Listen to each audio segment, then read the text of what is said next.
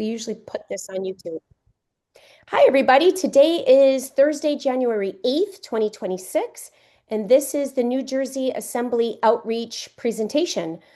Tonight, we're going to be reviewing a slide presentation going over jurisdictions, the birth certificate scam, and 5 different political statuses that we have in this country. But before we get started on that, I want to read the Bivens Declaration. Let me just pull it up. Give me a second here, guys. Okay,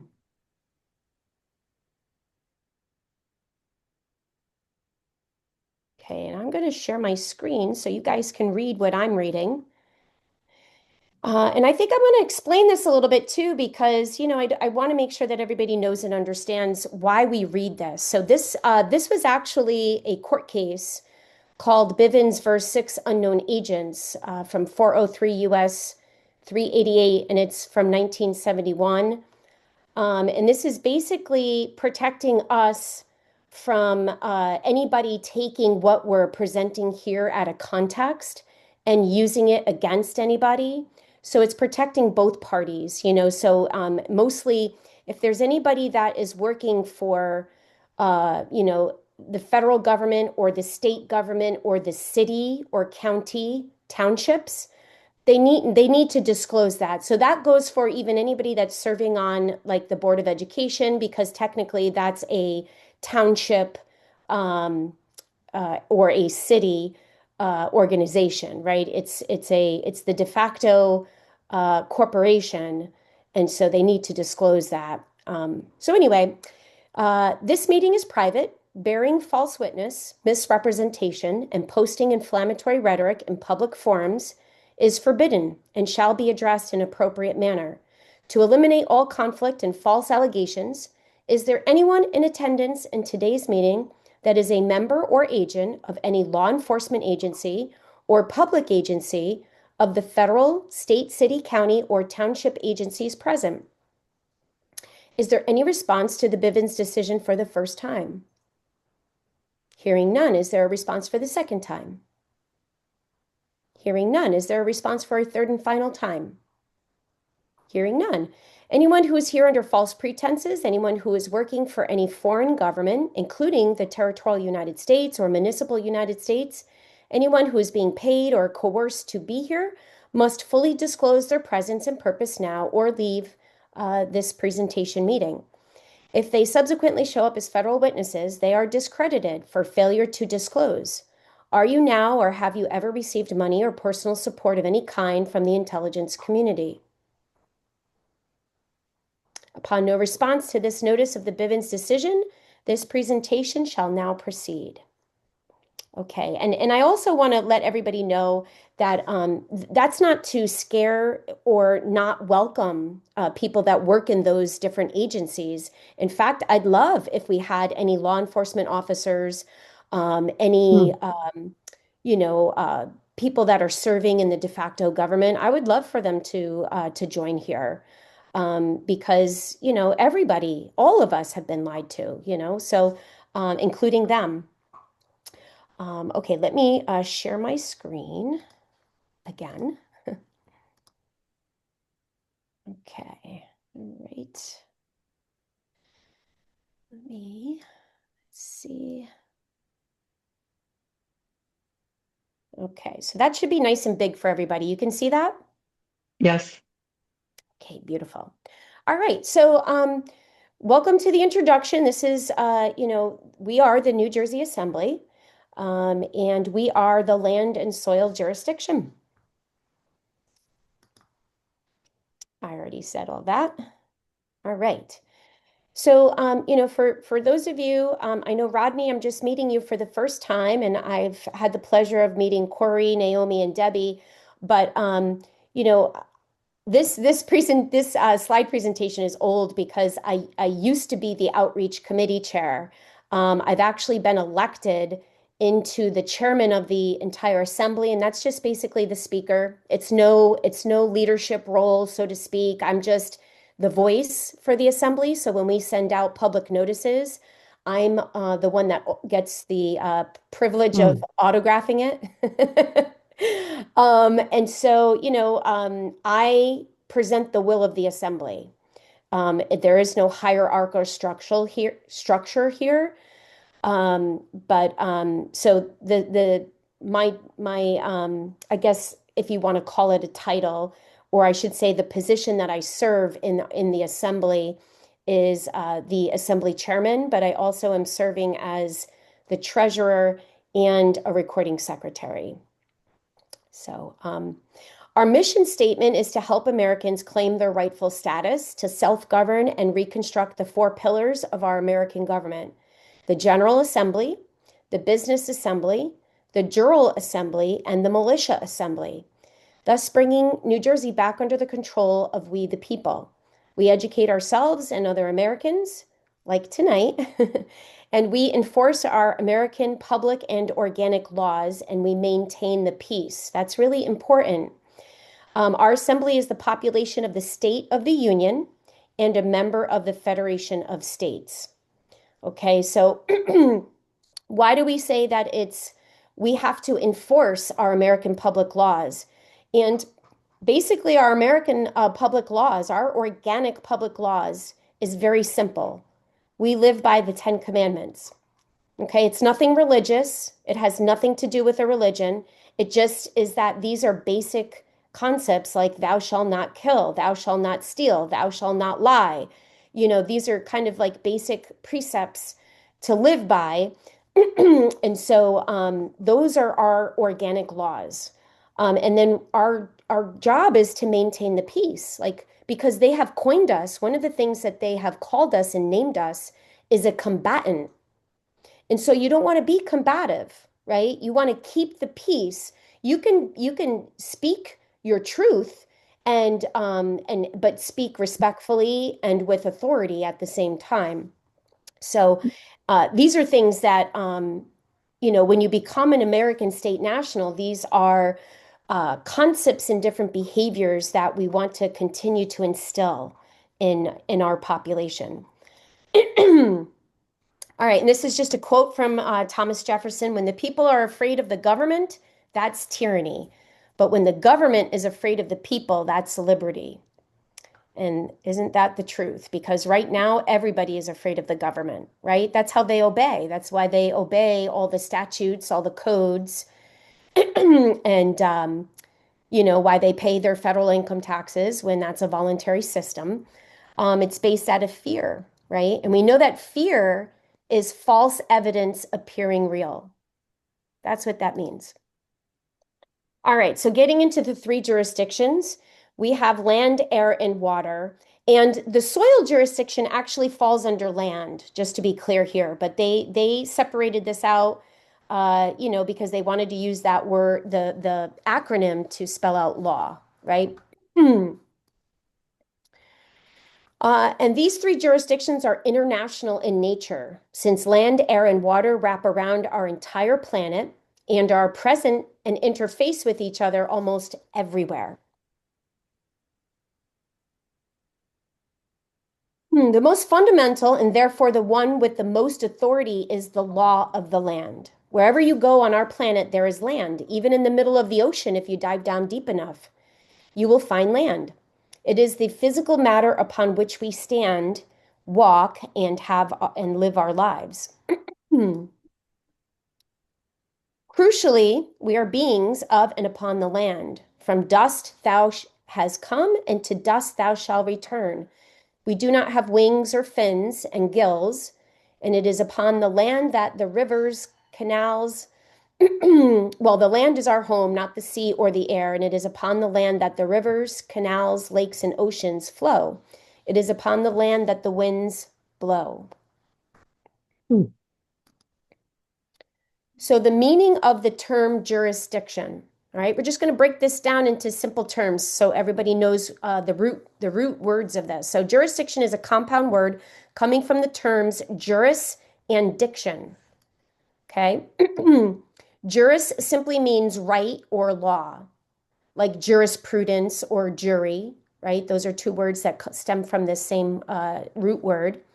And diction simply means the word or the voice, Roman law, laws are first spoken into being before they are written, and thus the spoken word comes first and has precedence.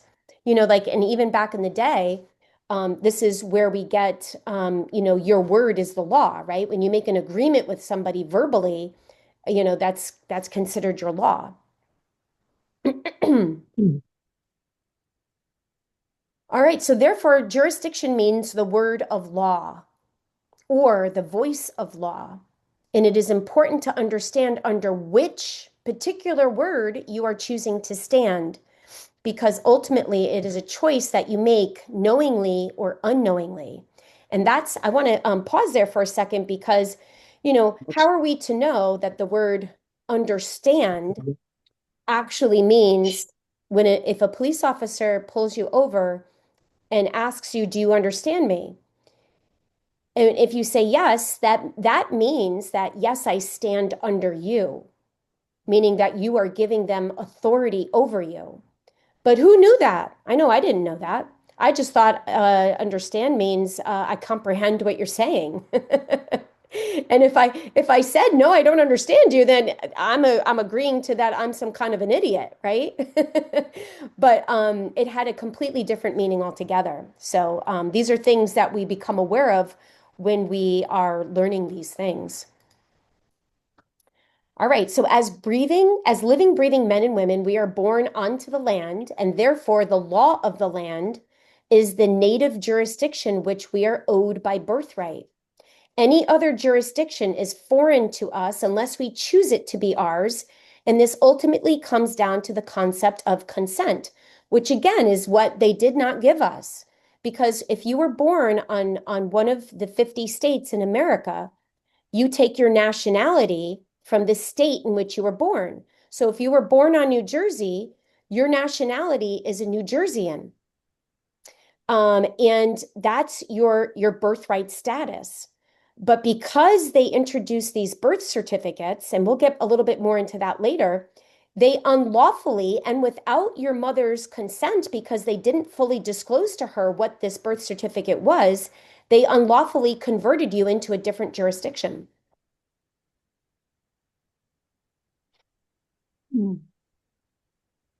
Okay.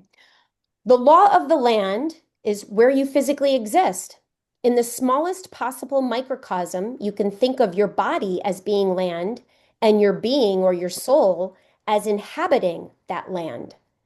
You have the right to determine what happens to your body. Your body is your land, and your word is law. It is your exclusive jurisdiction. That's why the word no, by the way, that's why the word no is so impactful. When somebody says, do you understand me? You say, no, I do not stand under you, right? That's your word, that's your law. Land subdivided into separate and yet intrinsically linked jurisdictions. Land and soil, notice the capitalization, not the physical land and soil, but the jurisdictions of land and soil, which apply to these physical domains. And an important distinction, a description of something is not that thing, and vice versa. This is something for a lot of us to wrap our head around because if I was talking about Calvin Klein, let's just say, do you know if I was talking about the man Calvin Klein or if I was talking about the corporation Calvin Klein that sells the clothes and the merchandise? Right? So these are the same things, like when we're talking about jurisdiction and you see the word land and soil, are you talking about the land and soil jurisdiction or are you talking about the actual factual land and soil, like the physical asset land and soil?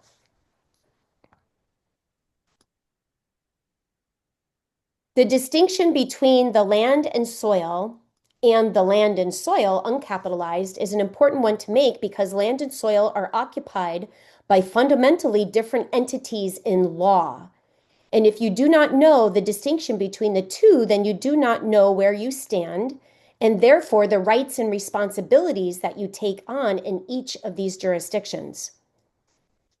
And I'm going to pause here for a second again Because when you are on the land and soil, you are highly responsible. Being a self-governing man and woman, you are responsible and you're accountable. So for instance, like and because they trafficked you into a jurisdiction, which is why they keep telling us we live in a nanny state, right? We always have Big Brother, right? That's another term that they use. Big Brother's always looking out for us, telling us what to do, like on the highway signs. It says click it or ticket, right? They have to remind you to do something that, you should be able to do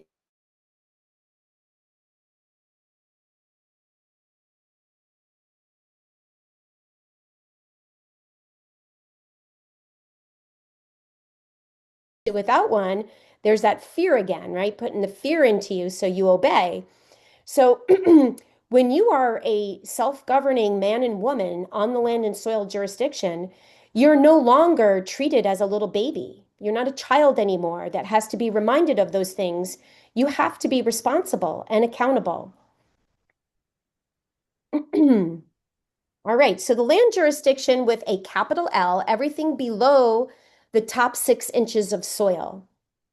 Okay, and it's populated by the capital P people. This gets to be a little confusing. So, don't worry if you're still not wrapping your head around it. It took me quite a while to get this. So, um, but the land jurisdiction is comprised of the capital P people, also known as lawful persons, and extends to the center of the earth by definition. So we're talking about what the jurisdiction we're talking about here as far as land goes, because um, the land that's under the subsoil, right, under the soil, it extends over everything, but the soil is what divides the counties up, if you want to think of it in that way. Okay, so common heritage of all who live upon the soil above that land, lowercase s and l, deep mineral rights of that land, such as coal, oil, natural gas, and all metal ores that can be found in and extracted from it. Land with a capital L is an international jurisdiction, whereas soil, capital S, is national. The land extends around the whole planet, the soil does not.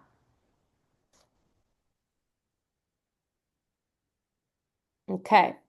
So this land jurisdiction states, so all of our states, and this picture just shows the separation, right, of the states, but they don't separate, right? It's just an imaginary line, right? That defines what state is what. But this is considered the land jurisdiction. All of our states.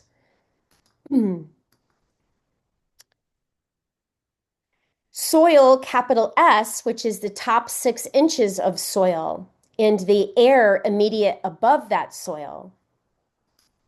Okay. Buildings and trees and beings extend into that airspace, the air that we breathe to sustain our lives. Living people can't exist buried 6 inches below the top soil. The soil jurisdiction is the exclusive domain of the living men and women of this earth. It is the place that we exist, work, play, and have our lives. Soil law deals specifically with interactions between the living people on the land and soil and their interactions between each other, the ways that people conduct themselves in their everyday lives. So, for instance, if I was driving my car in my county and I happened to have an accident with somebody, we would go to county court, right? Um, if I was thinking about garbage disposal, these are things that happen locally in my county and in my town.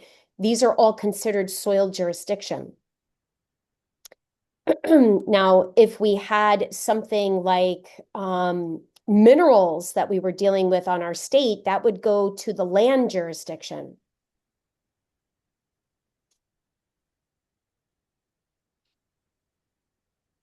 Okay.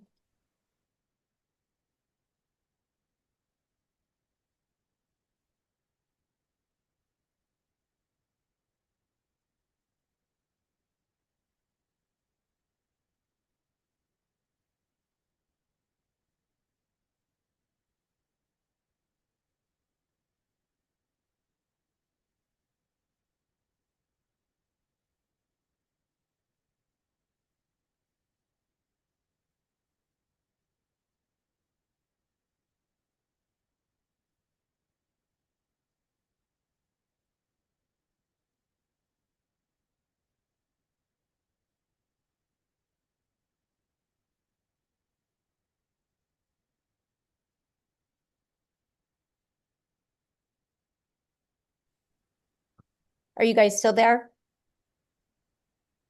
Yeah, Sorry. I'm here. Yeah, it kicked me off here. Sorry, I don't know why that happened. Let me pull back up my slide presentation here.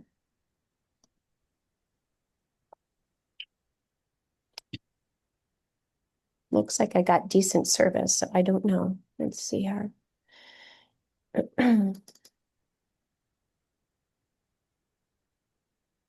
Oh, that's not it.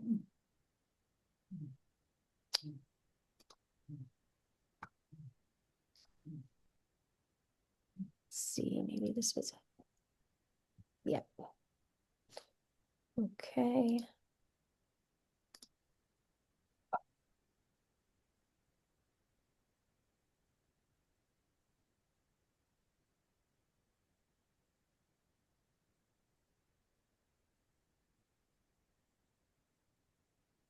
All right. Yeah, it was about there. All right. Moving on here. Okay. Soil jurisdiction is all the counties. Okay. And we have 3,141 counties in our country. This is what makes up the United States. This is what we call our country. Okay. The soil is where people live and breathe. It is where the nation walks. So it is the province wherein we touch down to earth and exercise the common law as people. In America, our counties are the political subdivisions associated with the soil jurisdiction, and the counties taken together form larger political units known as union states. Okay, so all of the counties together, all 3,141, is the Union States doing business as the United States. And that's with a capital T, because it's an indefinite article, meaning the one and only. And they did that, by the way. Our founding fathers realized that after they signed the constitutions, because the municipal government is also held the contract, and it was called the Constitution of the United States.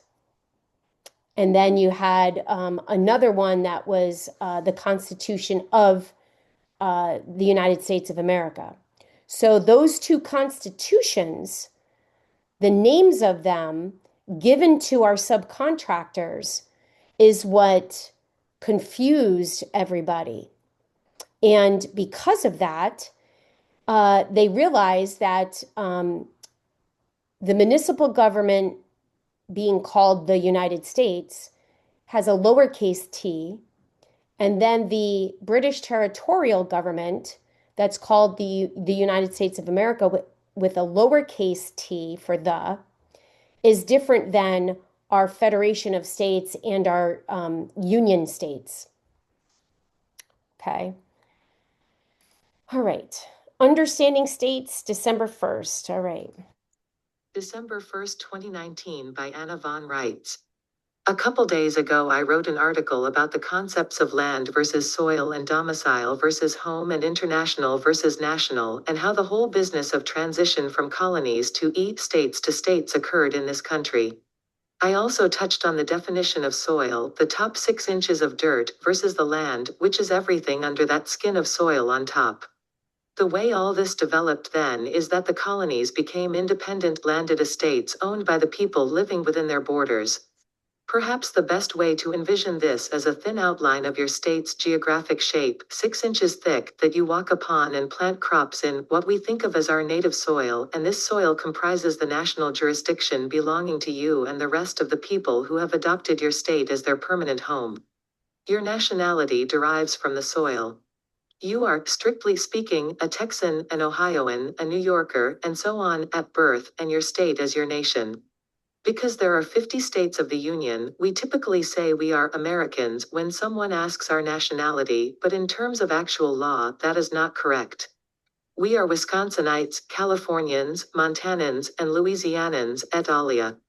Obviously, in addition to soil, your state also has to have land attached to and underlying the soil.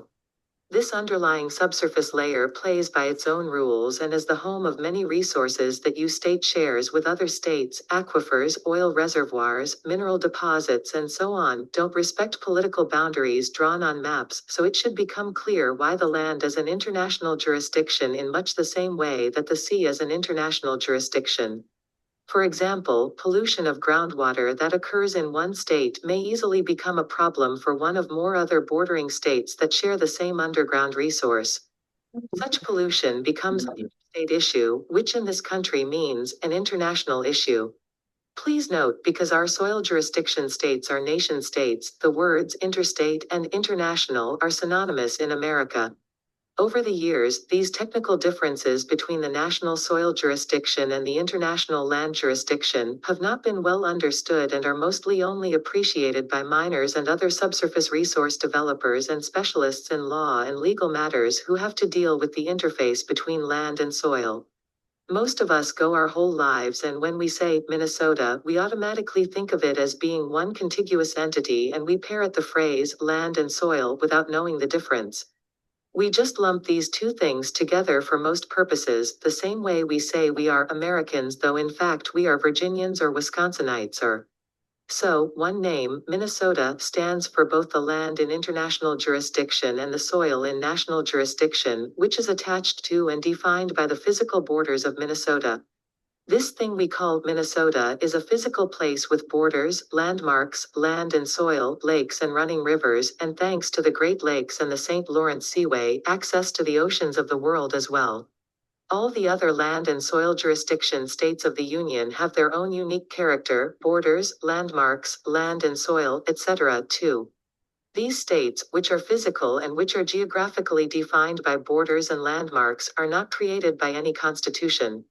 Like the people populating these states, the states of the Union are part of nature, and to the extent that they exist as named entities, they exist because of state compacts, common law covenants, which are agreements established among living people at a given time and which are memorialized and passed into future generations of Minnesotans, Texans, Californians.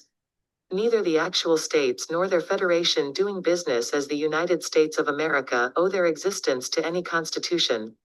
It's the states of states that are formed by constitutions. As a result, the states and their federation stand apart from and above and beyond any state of state or federal government subcontractor. When we are talking about states, actual, factual states, we are operating under treaties and compacts, not constitutions. So the Federation of States, the United States of America unincorporated, is in a different class and realm than any of the federal entities, above and apart from the ruined Confederation of American States of States doing business as the States of America, also above and beyond the British territorial government doing business as the United States of America, and also above and beyond the municipal United States government doing business as the United States. When you talk about the states and the United States of America, you are talking about sovereign unincorporated entities and a federation of sovereign entities created by compact and sovereign letters patent, which are obligated by treaties. Consider them apples. When you talk about states of any kind, including those chartered by the British territorial government and the municipal United States government, you are talking about corporations created by charters issued by sovereign entities, our states, the Queen, and the Holy See, respectively, defined by articles of incorporation and obligated by constitutions. Consider them oranges. And know this, the apples can do the work of the oranges. They simply delegated portions of their own work and responsibility to other entities to perform. I may give AB Lawn Services, Inc. a contract to mow my lawn, but if the corporation in receipt of the contract described as a constitution goes bankrupt or fails to perform the assigned job in good faith and with reasonable competence, guess what? I still know how to pour gas into my lawn mower, I can still replace the air filter, and I can still mow my own grass. Thank you very much. I am not rendered incompetent because of whatever ills befall my subcontractors, and neither is the United States of America rendered bankrupt nor incompetent because of things that happen to or because of its federal subcontractors malfunctioning. So, repeat after me: states are apples. States of states are oranges. States are formed by compact and sovereign letters patent and are obligated by treaties. Apples. Help support this work by visiting www.annavonrights.com and look for the donate button. Links to this article and more can be found in the video description box. Okay. All right. I'll pause there for a second, to ask before we get on to the different citizenships here. Does anybody have any questions yet about jurisdiction?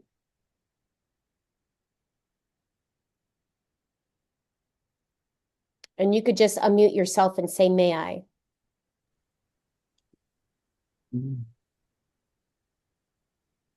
May I? Yes, go ahead, Naomi. It is incredibly confusing. Yes. It was confusing for me at first too. Yes. And I get the idea of the soil law.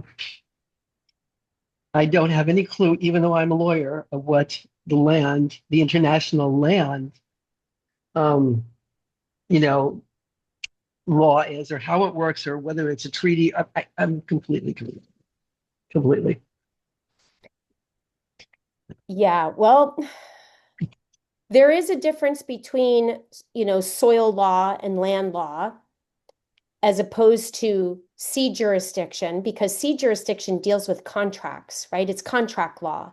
And that's mostly what you learned, right? When you went to law school is contract law.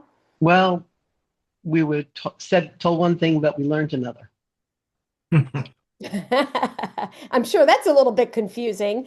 But if you go back and read some of the common, like, right, we just recently bought a book. It's called The American Common Law Procedures. I think it's Practices and Procedures. I'm trying to think of who the author is, but that's one of the books that we're beginning to read for Jural Assembly, because our hopes is by the end of the year we'll have our courts up. We're going to be starting our mock trials in February. So anyway, these are books for us to read and know and understand how they practice common law, because nobody has seen it in our lifetime. And do we know whether there's any compilation of anything coming from the jurisdiction of the land? What do you mean? I mean, even in the early Supreme Court cases, there was, well, they refer to earlier Supreme Court cases, or Oh, I see what you're talking about. Your case law. case law, just something, because the statutory law replaced everything. And I don't know exactly when that happened, but you Well, know when that actually, happened, Corey? Corey knows when that happened. Corey, when did that happen? Well, I don't know when it happened, but I kind of give you an answer to that can help you out if you want to understand the common law. William Blackstone's commentaries or Well, Sir that's a Edward. dictionary. It's a dictionary, No, and no, no, not the dictionary, not the dictionary. I have the dictionary. you're thinking of Black's laws. Okay, so Law. Yeah. William Blackstone. Yes, William Blackstone's commentaries on the laws of England, and it's in Okay. 4 parts. The easiest place to order, if you try to get like an original version of it, it's going to be like 10, 12, 15. It's going to be ridiculously priced. There's a place called forgottenbooks.com, like the word forgotten.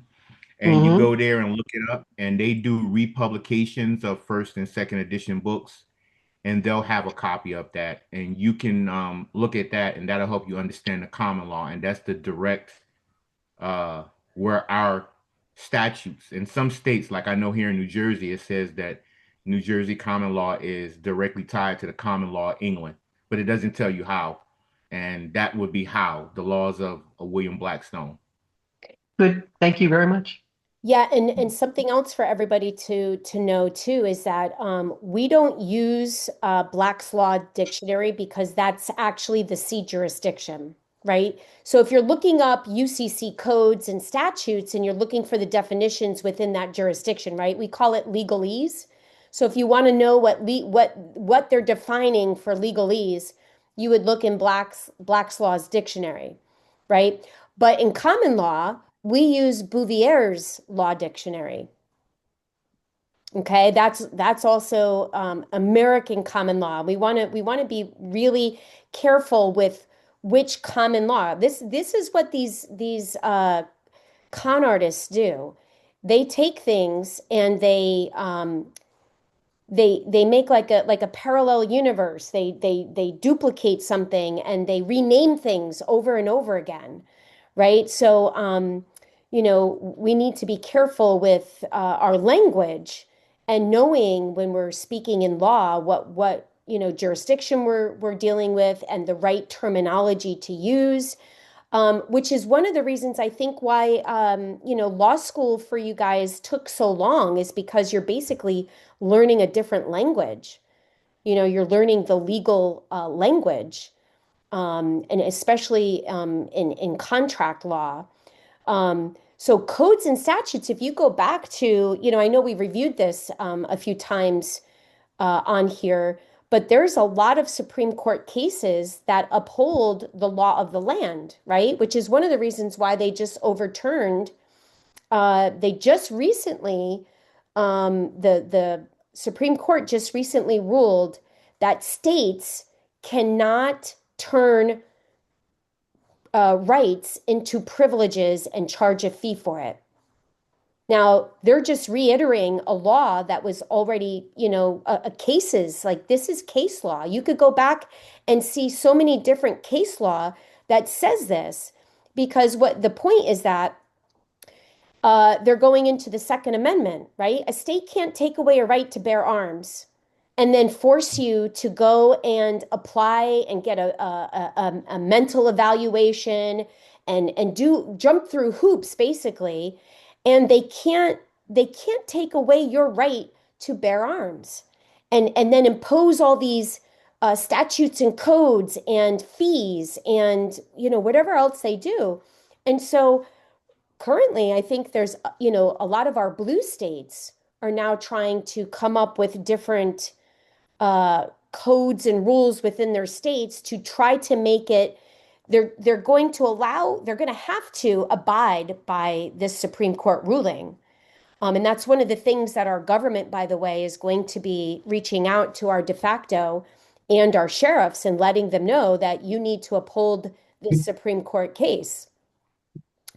But in any case, we're kind of getting off the topic here, but getting into the law of the land and the soil, it's just going to take some time, and it's not complicated. Honestly, it's probably one of the most simplest of laws that you're going to find. They call it common law because it's for the common folk. It's not meant to be complicated. It's meant to be very simple. We have a very hard time, especially, attorneys have a hard time wrapping their head around this because they've been trained differently. Like we've all seen the way court proceedings are supposed to take place. You have attorneys that are supposed to represent you. You have a judge that's, basically, making the rulings. There's all sorts of things that we have been taught that are wrong in our jurisdiction. We don't do that. And that's all the administrative courts we're told are actually going away. One by one, little by little, inch by inch, they're shutting down and they're going away because they were never supposed to exist in the first place. They're only supposed to be admiralty maritime jurisdiction courts. They were not supposed to have administrative courts. So, All right. I mean, I'm sorry, is that actually happening, or that's our belief or hope that that will happen? No, it is happening. It is happening. It's not Why is it happening happening? on the massive scale that we want it to, but yes, they're closing down. Hmm. I just wanted to say one more thing too. Actually, like some states I know, like for example, in California, they have I can't remember. I think it's the book that you when you call and ask for a constitution or like a copy of the Constitution, your congressman would give you or the senator, whoever would give you. And in the book, it's actually, got the Constitution, all of the laws and everything in the state of California. And there's one law where it talks about when the court system was merged or when it's unified. And I think it was 1940, 50 40. something or whatever. Yeah, Yeah. I think it was But 1946. now here's now like I heard Naomi say, how does it happen? Here's how it happens. That is in that book when I was living in California and I saw it, and you can order it from any one of the state representatives or any one of the, whoever, the politicians. And literally in the back of that book, it tells you that there's a sundown clause to that law. And it died in 1988. And it's still nobody's doing nothing about it. So that's how it happens. Well, that's not The true, law Corey. We're doing something about it. yes. But we're in the wrong location.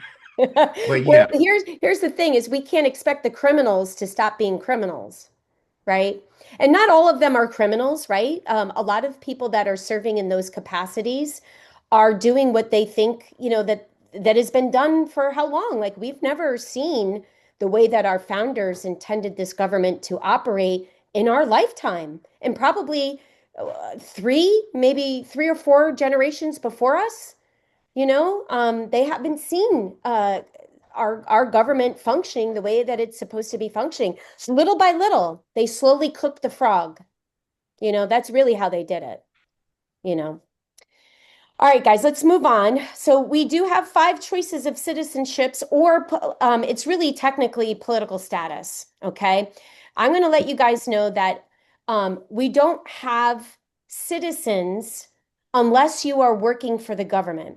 The definition of citizen is somebody that is serving their government, which you as citizens are technically employees of the federal government because they're just franchises and you're all shareholders in that jurisdiction, and you're basically their chattel, until you claim back your birthright status, and if you try even if you try to fight in that system, and you're basically an insurrectionist if you try to change their government, because the power goes to the legislature and they grant or take away your rights.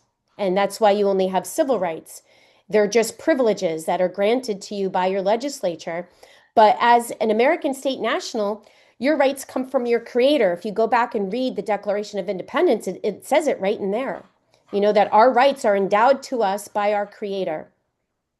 So, all right. So political status, an American state national is somebody that's a sovereign. Sovereign has they don't owe their allegiance to any government.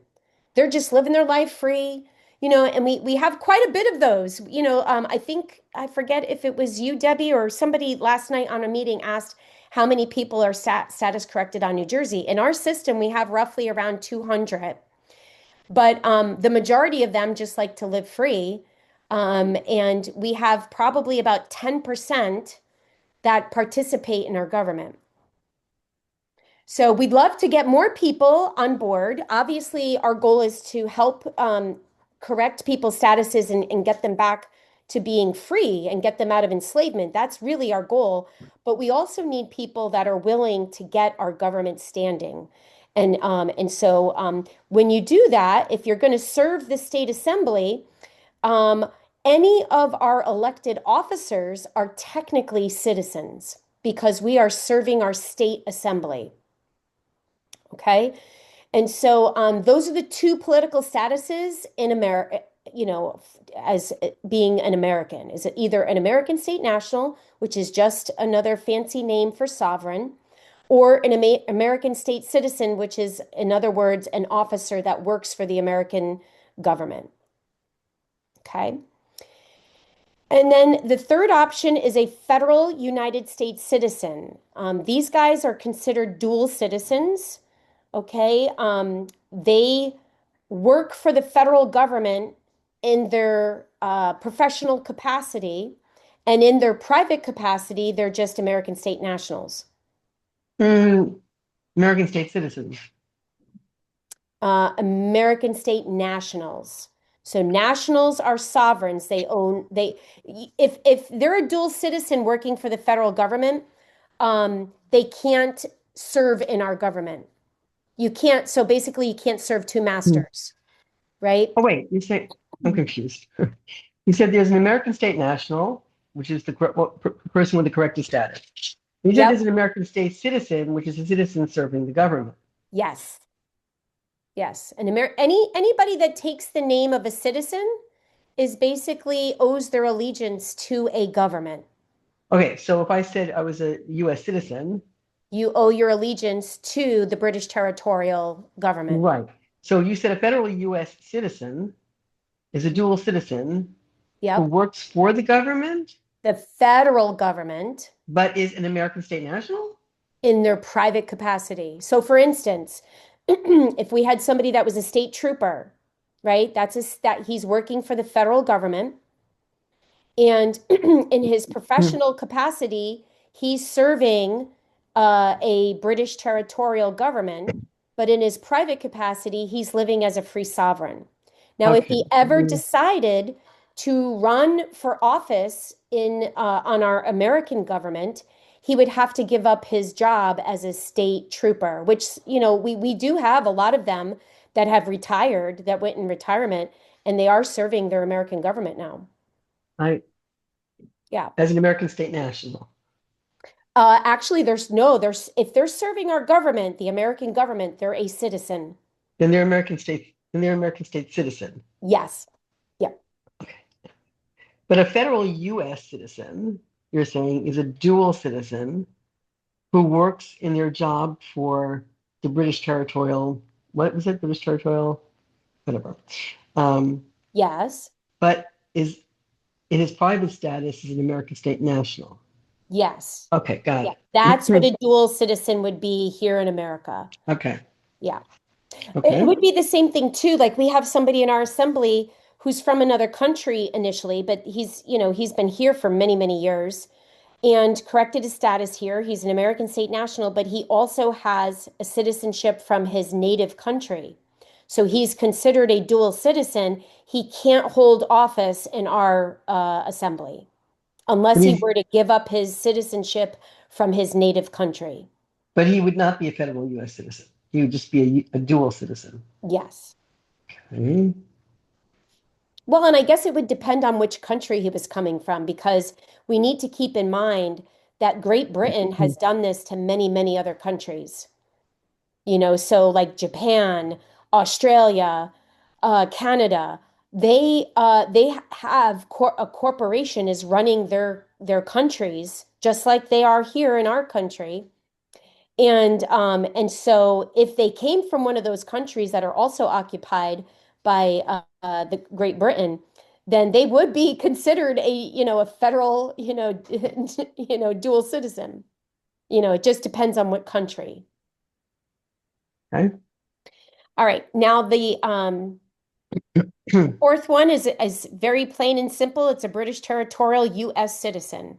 Okay, that's the C jurisdiction. And then the fifth one is the papal municipal citizen of the United States. Okay, that's part of the air jurisdiction. This is what we call it papal because it's it's overseen by the Holy See, which is the Vatican. Okay, that's who we have our contract with, is with the Holy See, and the British territorial is with the monarchy. So we have contracts with them. This was all done through the treaties, the Treaty of Paris, the Treaty of Versailles, and we have the Treaty of Ghent. So all those treaties are what are the instrumentalities to the constitutions. Okay, those negotiations that took place to create the contracts. All right. Right. I'm sorry. Can I ask you? You said three treaties. One was Versailles, one was Ghent. What was the first one? Uh, The Treaty of Paris, of Paris. the Okay. Treaty of Versailles, and the Treaty of Ghent. Do you know which one went to which? Um, I want to say I think the Treaty of Paris is the British territorial. I think the Treaty of Versailles is the papal, and I think the Treaty of Ghent is, I believe, it was the American Federal Republic.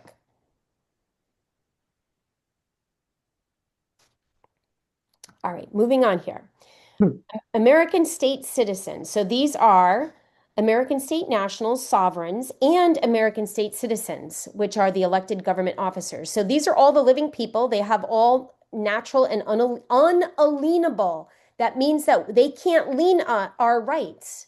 Unalienable. All have beneficial, and some people say and too unalienable because they can't alienate us. So unalienable and unalienable. They all have beneficial interests in the land and its resources. All are guaranteed a limited Republican style of government. All are protected by national trust indentures, international treaties, and commercial agreements. All have more civil authority on the land than the entire federal government. Have been at peace since 1865. Inhabit the land of their states. For example, Ohio State is inhabited by Ohioans. New Jersey State is inhabited by New Jerseyans.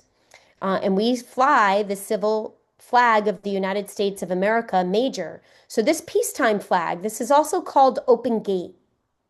This is our major flag because technically we are always at peace. So we always want to fly our peacetime flag. Okay. U.S. citizen, British territorial, it's the sea jurisdiction. They're also known as Tories. You know, I remember learning about the Tories after the American, Revolutionary War. And that's what U.S. citizens are. They're Tories. They're British loyalists, all right, and internationalists. They can be living people born in federal enclaves or corporations. Have only civil rights, which are privileges granted by Congress, accept any kind of government, including oligarchy and legislative democracy. I mean, they tell you to your face, this is a threat to our democracy, democracy, democracy, democracy, but we don't have a democracy. The American government is a Republican style of government. Okay. We regard the Constitution for the United States of America as an equity contract only. And everybody always says, oh, we stand under the Constitution. The Constitution is our law of the land. Well, the Constitution is the law of the land, but we don't stand under it. We're supposed to enforce that contract. And only Americans can enforce that contract. That's why they don't listen to their British subjects. When they're like, I got constitutional rights, and they laugh at them. You don't have anything. You don't have any constitutional rights. You've got these privileges that we get to grant to you. But anyway, they've got no civil authority on land. They have been at constant war since 1860 and merely reside. That's why you're all residents. And we do have the Residence Act. And it's specifically for the Tories. We gave them the Residence Act to allow them to stay here and simply reside on our land. They couldn't own any land, and they're required to pay property taxes, which is why, again, they converted everybody with that birth certificate to be one of their subjects because they wanted everybody to pay their taxes. That's how they got in through the back door, They fly the Stars and Stripes war flag of the United States. Now, I want to make a clear distinction here. This is our American wartime flag. This is our flag. But we loaned them this Title IV flag when they were operating in Washington, D.C. with the delegated authorities. So when they were there, they weren't supposed to be living there. They weren't supposed to be there all the time. We granted them those 10 square miles to do business there, and that was it. And when they were exercising their delegated authorities, they were allowed to use the wartime flag. They were allowed to use that. So that was our way of, if everybody else was flying the peacetime flag, but we had a building that had a wartime flag up, the Title IV flag, that would tell us that that was the British government in there working and operating with the delegated authorities that we gave them in their contracts called the Constitution. Okay, so I want to make that clear in that distinction because, you know, when we fly our peacetime flag and we show it, everybody gets their panties in an uproar because they think, oh, that flag, it means freedom. That's America. And it's like, yeah, that is our flag, but you shouldn't be flying it unless you're at war with somebody, you know? And so, but it is our flag. All right, now we have another citizen of the United States. This is the Papal Municipal Air Jurisdiction. Oh, I think Naomi's having Wi-Fi trouble. It's a U.S. corporate citizen debt slave. Okay, these citizens are debt slaves. They have no rights, no legal standing, are enslaved by perpetual debt. So that national debt that they keep telling you, what is it like at $39 trillion, right? So technically, if you read the Constitution, it will tell you that we give them the ability to use our credit. If you read it, it says it right there. We allow them to use our credit. Okay? So anytime that they're spending, they're racking up the debt side of the ledger. You have two sides of a ledger, right? You have the credit side and you have the debt side or debit side, right? The credit side is the plus side. The debit side is the minus side, right? So because we were extending our credit to them, they were racking up the debt side, but they haven't balanced the books in over 100 years. So just as much as, so we have 39 trillion in debt. Guess how much we have in credit? Corey, I know you probably know. How much do we then have in credit? Oh, you're muted, Corey. The opposite and equal amount. Yes. So if you took $39 trillion and divided it, how many people do we have living in the United States? Is it 350 million people? Divide Yep, 350 million into 39 trillion. How much money does every American get? How much credit do we have? We're wealthier beyond belief.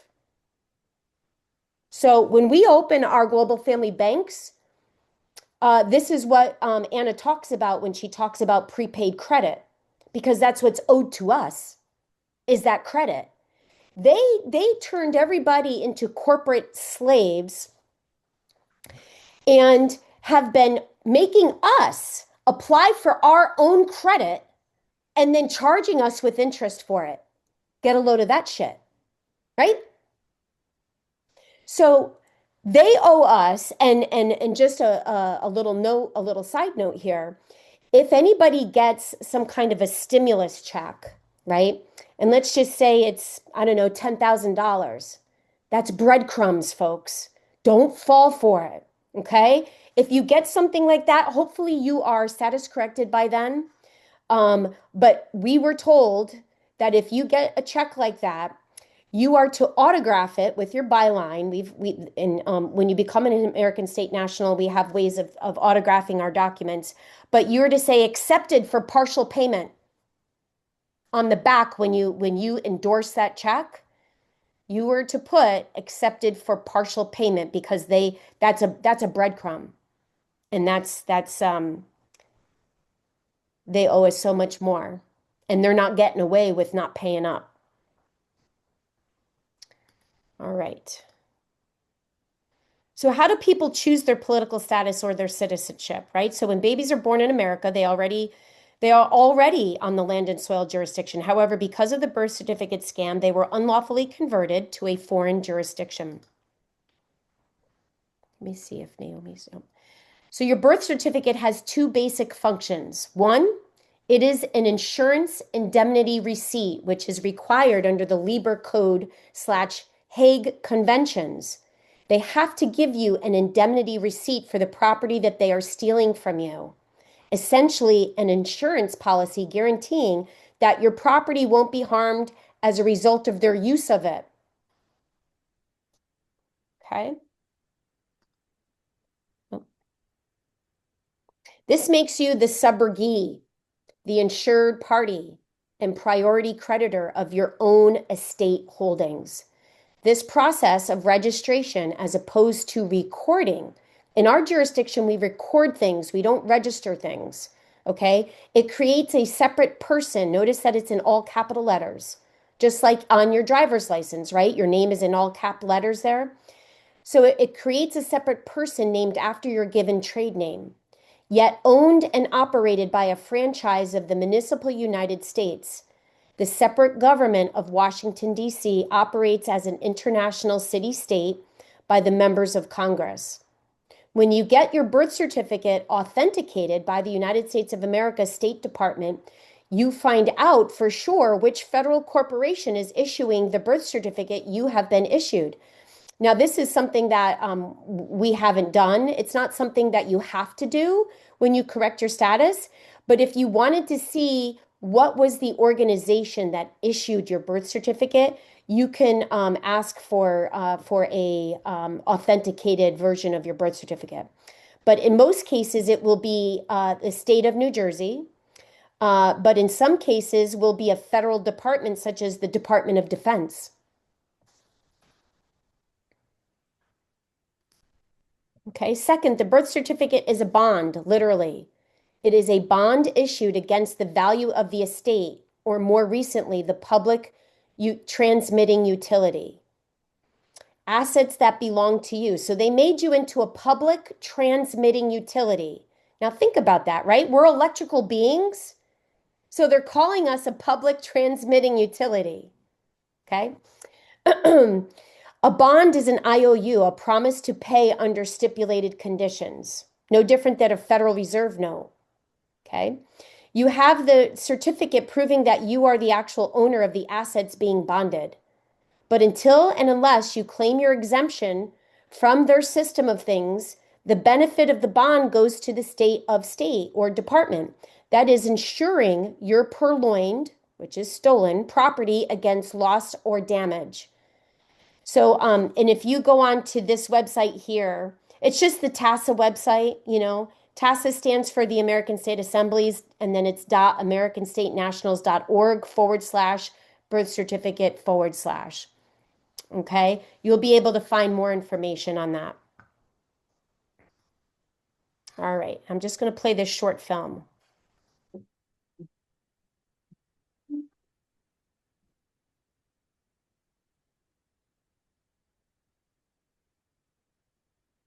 The government. It loves you and wants to keep you safe and well. It even wants to make paying taxes, fines, and court costs easier for you. How?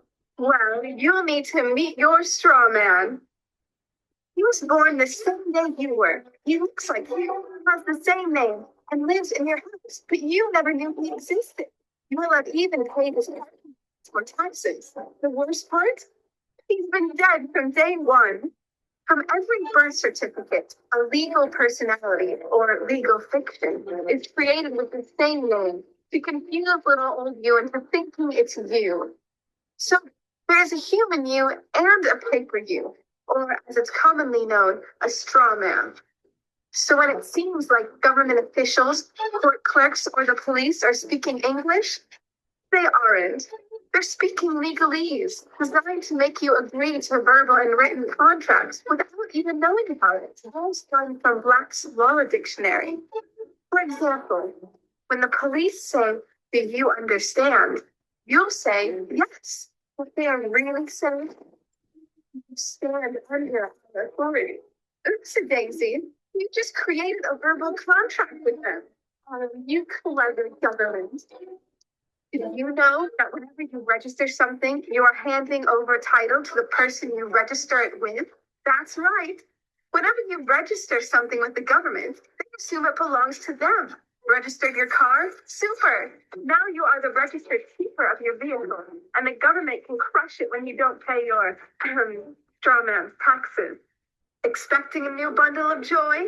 Well, then you need to register your little darling with a birth certificate. Then they can start the process all over again and create a new straw man for your little one. Isn't that great? So when Junior grows up, he'll be able to generate revenue just like you have. When you notify on your baby by signing the birth certificate, your child becomes a ward of state. And if the government doesn't like what you're doing, they'll assume it's okay to take the child away or make new rules for things they don't like. Not enough school? Smacking your child? Shouting too loudly? Then it's on to social services for the little one. When you get a bill, it's sent to you, but belongs to your straw man, not you. That's why bills, fines, and summons start with Mr., Mrs., or Ms. Sometimes you'll see your surname in capitals, just like on a gravestone. That's because your straw man is dead and just a silly piece of paper, created before you could comprehend or even consent to it. When you go to court, you represent your straw man, so you, the human, take on any costs, fees, taxes, and fines involved for the straw man. The human you doesn't even need to pay them. But you made a contract with the court by appearing on behalf of your legal personality or straw man, just like the government knew you would. Confused? Well, don't worry. Government doesn't want you to know anyway. If you knew, you'd stop paying things like council. Because when you go to court, you are representing your straw man. You are you, alive and made of flesh and blood. Your straw man or legal personality is a piece of paper created from your birth certificate. And you think it's you. What a silly Billy. Would you like to know more? Well, then go over to tpuc.org. Get up, get informed, and get real.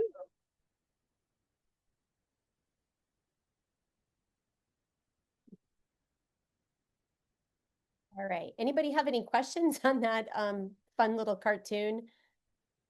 I mean, I think they nailed the point there by making it funny.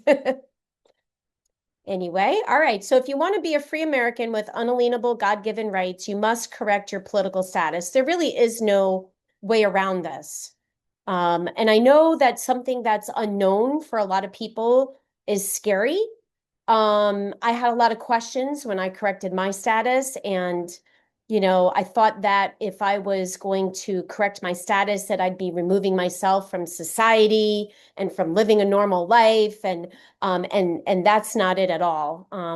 It's just it's getting me inch by inch, step by step closer to what our founders created for us, and that's really true freedom. Anyway, I'm going to go, actually, I think I'm going to end this here because our process has stopped since then. But if you want to correct your political status, all you got to do is just reach out to me. We also have another recording secretary on New Jersey that's can help you as well. But reach out to me initially, and I can review your paperwork. I know, Debbie, you said you have everything printed up. The best thing to do before you go to a notary, and I don't know if your paperwork is set up with a notary block for the recording secretaries or for a public notary, but if it's set up for a recording secretary as a notarial witness, you just need to make an appointment with me, and we could do it Zoom. You would just, put your thing down, and I could witness you autographing your documents that way. And I could, but send your documents like a PDF, like if you can scan it so I can read them and make sure that everything's done properly before you go and get it, whether you do a notary or whatever.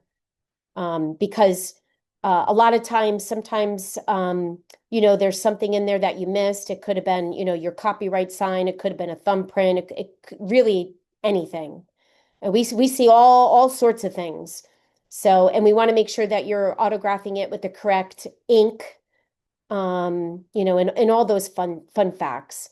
And we usually do things in steps as to not overwhelm everybody all at once. And then send education material along the way. So as a recording secretary on the state, we have a checklist to make sure that everybody's, done everything correctly and, in order. And that goes for anybody else. I think did Corey leave? Yeah, he must have left. But any case, Debbie, Naomi, Rodney, if you guys, need any help with your paperwork, um, you know, don't hesitate to reach out. That's what we're here for. And as fast as we could do it is, usually we start with just the 1779 declaration and the two witnesses and your declaration of political status. Those are the only documents that you need to be status corrected and to get this ball rolling. And so, if you need help with that, we'd be glad to work with you. That's what we're here for. And I'm going to open it up for you guys to ask any questions, comments, anything really. May I? Yes, go ahead, Debbie. For the others in the room, could you elaborate a little bit on your phenomenal statement of they're not going to get away with it this time and they owe us way more? And you were talking about the stimulus check. I think it's a little hard for people to understand where that money is, where it's coming from, how it might come, who agreed or didn't agree to. Yeah, those are great questions. And this is a hard concept for a lot of people, including myself. And I'm just going to let you guys know, I've been at this for 4 years, in the assembly and working it and educating and reading and trying to understand, not only learning about the fraud, but also learning how to operate a lawful government. So there's two things going on in my world. But and so it takes a while to wrap this around. But the best way, and I like to keep things simple. And I recently described this to my dad because my dad was an accountant. And I understand, when I went to high school, I had accounting, back in the day when they taught kids accounting. And I remember the credit side and the debit side, right? So think of the Federal Reserve notes, right? Because all those notes we think of them as lawful money, right? But it's not lawful money. It's an IOU. So if you have a $50 bill and it's an IOU, right? Say I made a blanket, right? I have a business where I make blankets and you buy a blanket from me. My blankets are $40. You give me the $40, right? The Federal Reserve note is an IOU. You give that to me as payment, right? That's a debt. That goes into the negative side of the account. But you, on the other hand, you actually got a blanket. You got something of substance, right? And now I'm going to take that $40 and I'm going to go out to dinner and I'm going to spend $40 on dinner, right? Now I got food and I got service and I got drinks for $40, but I paid them that Federal Reserve note. That's $40. Again, that's an IOU. So every time, that's why that debt keeps going up, that 39 trillion, right? The debt keeps going up. And also our credit went up because we actually got services and goods over here. But the books have never been balanced. Okay? So just as much as that debt is up there, our credit is also up there. They owe it to us. They owe us that credit. That's called prepaid credit. We already paid for it. Our parents paid for it. Our grandparents paid for it. Yeah, go ahead, Naomi. Well, Tammy, what if it's all spent and it's all gone? So that's why so it is all spent. It is all spent. There is, but it's called prepaid credit, right? So it's no different. Think of it this way. If somebody bought you a gift card, right? They already paid for the gift card. They give you a $25 gift card. You can take that gift card now, right? All it is a card. but it has credit on it, $25, right? That you paid for it. That is what our credit is. That's how we're going to use our prepaid credit. Yeah, but if the entire system comes down because it is a Ponzi scheme, and all it is debt on top of debt on top of debt, and they actually took the wealth out of the United States quite a long time ago. But think about it. We've already paid for I all. understand, but at some point there has to be a reconciliation. This is the reconciliation. And at the same time, this is what also is happening. So every time we have American Federation dollars, this is going to be lawful money that's backed by gold and silver. Every time we put a federal or a American Federation dollar into circulation to use as lawful money, we're removing a Federal Reserve note. And so that is how we're not going to have a crash. And you said at some other point that the funds backing up the American Federation money is from It's a gold and trust. silver. It was from a trust that was created by Saint Germain or somebody else a long time ago. Yes. So we also have that. That's in addition. That's I actually don't in know. addition. I have another question. Good A job. silly question. A silly question. Not a silly question. I have Social Security and I'm also on Medicare. What happens if I correct my status? You still get those benefits. Why is that? How is that? How does that happen? Well, because you paid into a system, right? They forced you to pay into that system, right? And so you're just getting what you already paid into it. Well, that's not exactly true. People on Social Security are getting way more than what they paid into it. Again, that's another scheme that's gonna at some point come down. Yeah. Well, think about this. When we're off of this system and we actually have a bank that's dealing in lawful money that's backed by commodities, gold and silver, right? And we have our prepaid credit. We have a QR code that gives us our prepaid credit. And it's going to be a QR code that's no different than, something that you have on your phone that is a QR code that you can, how you do Apple Pay? I don't know if anybody uses that, but you use Apple Pay or something like that to pay for things that no different. Well, this is going to be interesting to see. I don't know. Sorry for the loaded question, Tammy. Yeah, no, it's okay. And Yeah. and it kind of it's kind of hard to wrap your head around Yes. and it sounds a little too good to be true, but technically that's really where we're at. That's Right. Do we know how much gold we have? a lot, a Where lot is it? Where is it? in safekeeping. I think we've already retrieved some of it, but not all of it. Retrieved it from? That I don't know. I've heard that we've retrieved. I don't know if this is what was in Nevada or if this is Mhm. what was in, the Vatican. I don't, or, there was talks that it was in Puerto Rico, for safekeeping there, or the And then they had the Philippines, hurricane and it destroyed everything in Puerto Rico. and so, I think they've been bouncing it around really. Mm, mm. But we're told that it's been retrieved.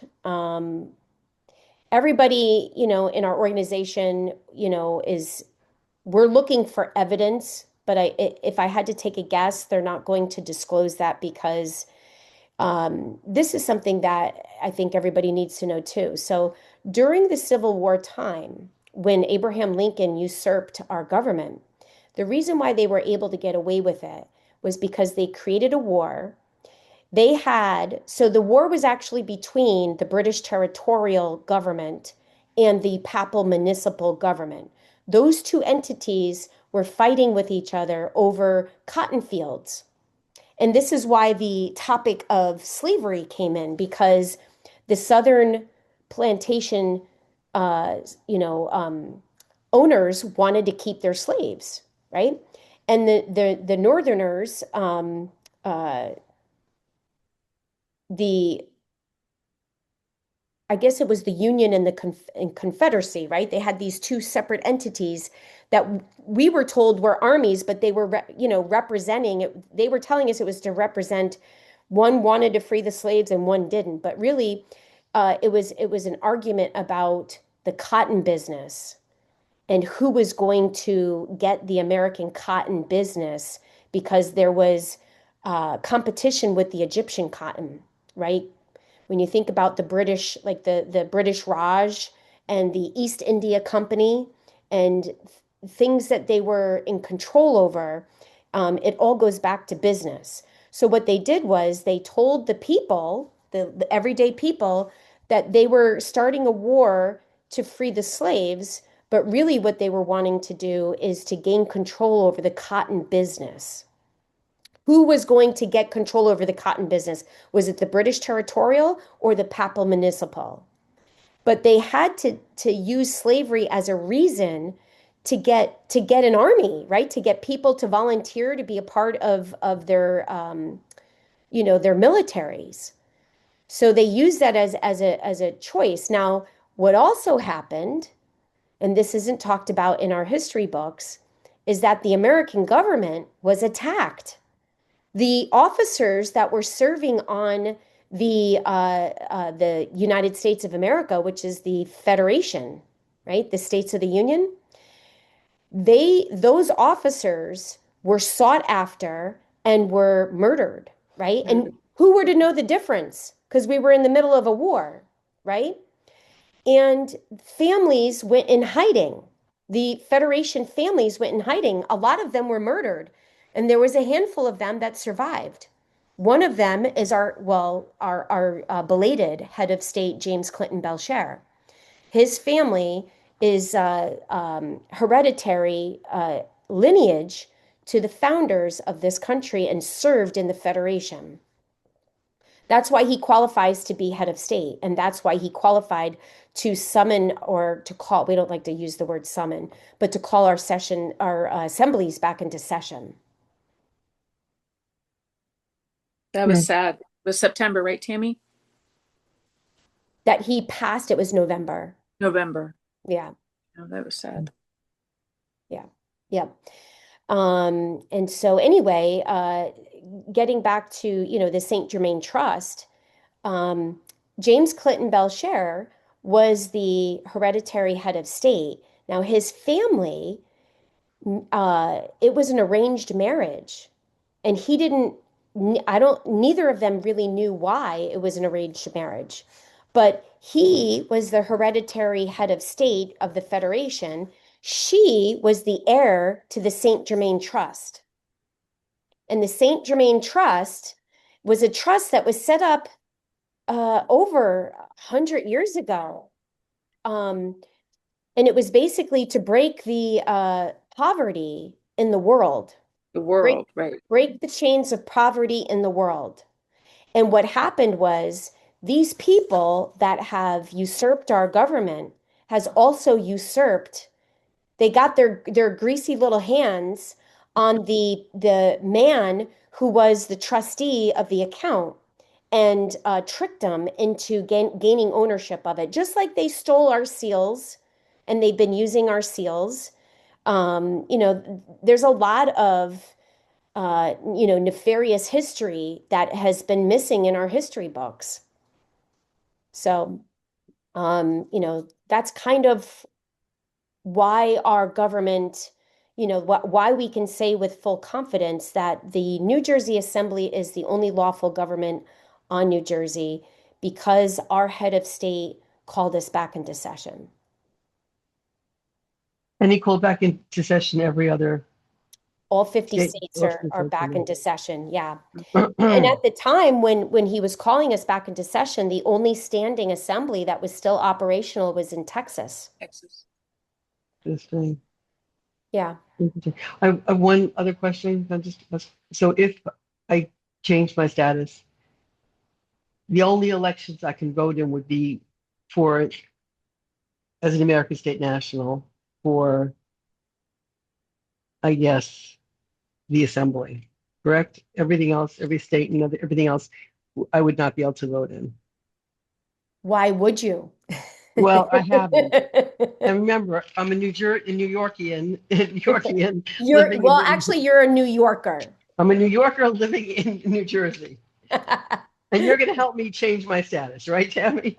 Absolutely. I'll walk you through it. It's easy peasy, nothing to it. Yeah. And you know what, Naomi, as you go along, you'll become more and more comfortable. It's a matter of reading, and staying up to date. You know, the interesting thing, and I don't know if any of you, Rodney, Naomi, or Debbie, if you guys watch Anna's Monday night webinars. Always. I mark my calendar. I get I Unfortunately, watch excited. it in delay. I watch it in delay, but yes. unfortunately, I can't. I have a competing commitment. But No, you can go back and rewatch. watch them, Oh yeah. yes. Oh Okay. yes. Well, I don't know, Debbie. I'm going to email you after this is over. Okay. And we're going to No exchange problem. telephone numbers, and I'd like to get to meet you. Yeah, me too. And where we can just actually discuss it. The process is really overwhelming. I It have is. one last question, Tammy. The reason why I asked all those questions about the 5 different um, uh, choices of political status is because I didn't see that on my screen. If Is it possible for you to email me the screen share for that one? So I was asking you all those questions.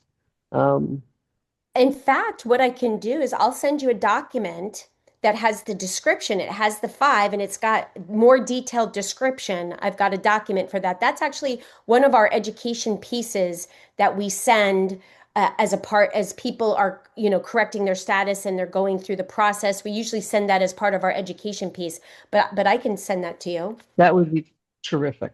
That would be really terrific. As I said, I'm getting closer and closer. Like it's like more and more intolerable for me every day not to be status corrected.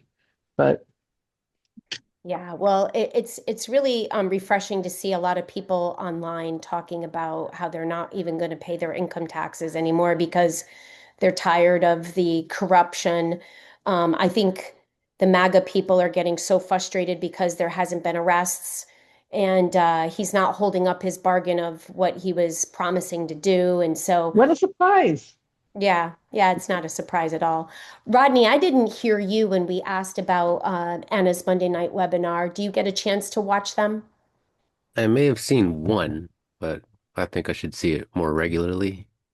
Well, and they have playbacks. I'm going to Okay. share a website with you guys. Let me pull it up and then I'll put it into the chat.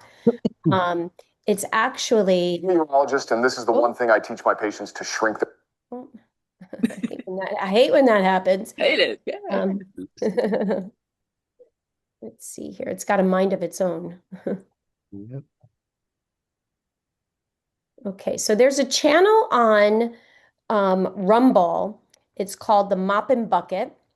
And Michelle Ford actually runs this meeting, Oh. and she has this website up. It's the Mop and Bucket.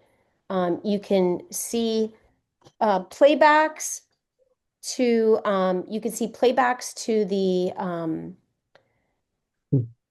the coordinator training calls. So once you become status corrected and you're an American, you'll have the live link to be with Anna on it's third. In fact, it's tonight. It's right now. The meeting starts. So when I get off of here, I'm going to be jumping on that one. But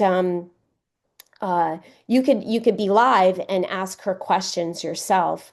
But she does a Monday night webinar, and you could usually get the playbacks on that channel there. And I think There's another one too, Sovereign something, for playbacks. Yeah, And that they seem to just feature hers. Oh my gosh, again, Sovereign. Is it Sovereign Mama? Nope. No, and I'm using you on my iPad, so I can't look it up right now. I can't think of what it is. That's where I watch them. And then I think what's her name, Needy at Bucolic Living. Yep. I think she does the playbacks for the coordinators call because she's heavily involved in that, I think. Yeah. Now she's from North Carolina, if I'm saying her name correct. Bucolic Living Law website. I actually Neeti and I do a podcast together on, well, she invited me to her podcast on uh Tuesdays. Yes, Tuesday afternoons. I'm sorry, I'm just trying to grab I don't this. know where you find all the time. You do so many things. I'm also putting our Telegram page in here. So we share a lot of stuff on our Telegram page. Oh, good. So, if you're on Telegram, I just put that link in there. Great. We also are going to be doing, we're touring the state. We're starting with Morris County. So if you're available, Saturday, January 17th, from 1 to 3 at the Morris County Library, we're going to be. And you feel free to invite anybody, everybody. We're trying to get the state of New Jersey assembly people and senators to come, sheriffs, law enforcement, anybody that we can get that is willing to come and hear what who we are and, what we've been doing. We'll be, doing a slide presentation also discussing the fraud, but also letting everybody know what we've been doing and the progress that we've made so far up to this point. Have you had any luck with the Sussex County Sheriff? Sheriff Strata has gotten a lot of my material.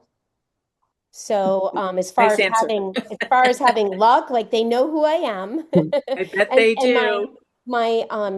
my chief of police also knows who I am.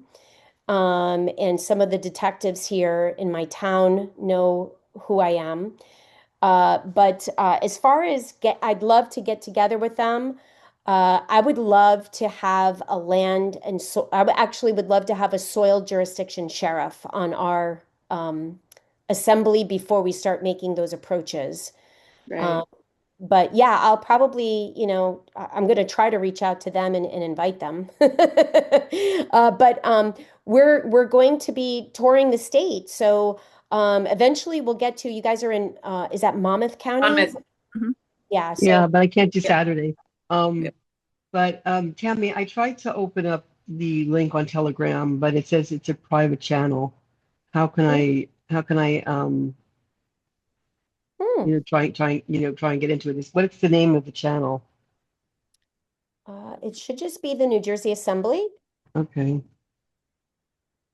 When I get off of here, I'll try and find it.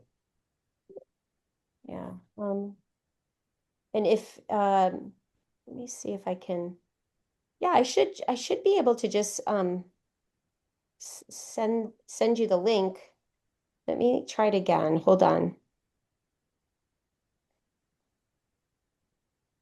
Let me try another link, okay? Okay, sure.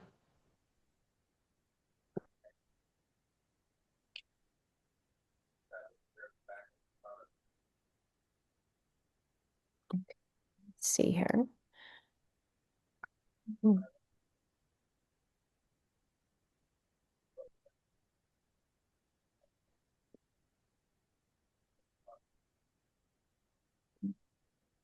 Yeah, it might be a different link. Hold on a second. Hmm.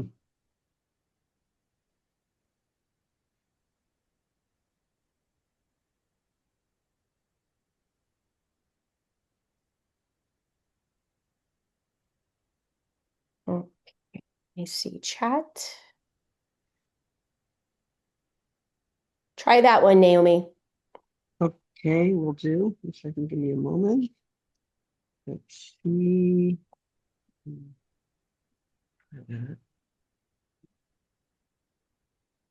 That might work. Let's see. That. Looks like that might work.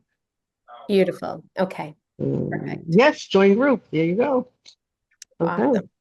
perfect. Yeah, we share a lot in there. So if there's any events, like I said, our next county tour is going to be in March. I think we're doing Burlington County, so we're going to the southern part of the state. And then we haven't decided what the next county is going to be, but February we're starting our mock trials. So we're alternating months. So one month we'll do outreach. The second month we're going to practice mock trials. And we'll be alternating that way because our goal is to, again, save as many Americans as possible, but to also get our courts up. The courts are important because that's enforcement. So, All important. Yes. yeah. All right. Any other questions you guys have for me? I mean, I'm sure some of us could be on here all night long going back and forth, but but Absolutely. I don't think Grana would approve. She would be like, chop, chop, people. Cut the meeting. All right. Well, this was great, Tammy. Thank you so much. Yes, Really Tammy. appreciate it. Really great. You're welcome, ladies and gentlemen. Debbie, I'm going to email you in a few minutes. I will be I watching, love Naomi. it. I'm glad you two are Awesome. getting together, and I'll see you soon. You know, you're welcome to our General Assembly meetings and outreach. You know, whatever we do, we try to invite you all the time. So, and we welcome it. Thanks, Okay. Tammy. Yeah. Thank you. Thank you, everybody. Thank you. Thank All you. right. Thanks for dropping on, guys. We'll Okay, see you again bye. soon. Right. All right. Bye-bye. Bye-bye. Bye-bye.